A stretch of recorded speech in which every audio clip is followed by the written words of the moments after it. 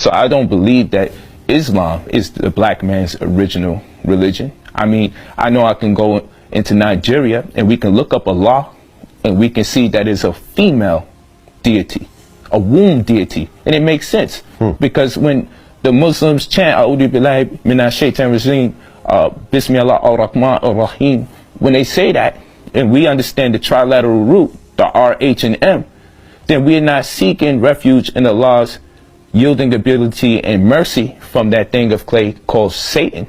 We're seeking refuge by way of Allah's womb, because if you ask anybody who speaks any Arabic, who's honest, and I'm not talking about black people who adopt religions and think they don't got to learn the language.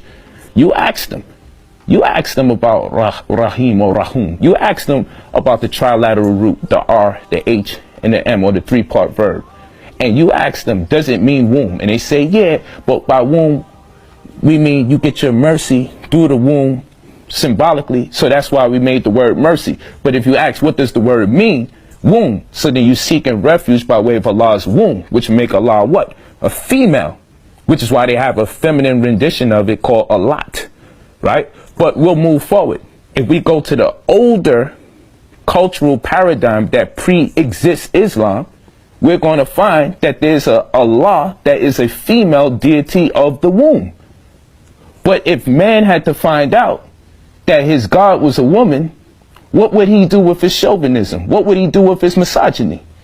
His whole doctrine is out of here, and he would have to put the woman back where? On the throne. But we go into ancient Egypt. Isis or Aset, her name means what? Throne. And the only letter that's different from her name that makes up her husband's name, who would be a Jehovah of the Bible, is Osiris. But the only glyph that's different is the all-seeing eye, which is pronounced Ir, which means to make. So the woman's role was to make the throne for her man, which means we get our salvation through our women.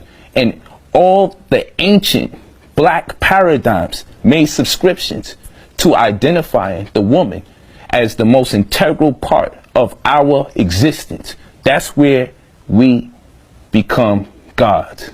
We are children of her, not the other way around. All this rib stuff and who was created first, it's cool. It caters to man's ego. Right.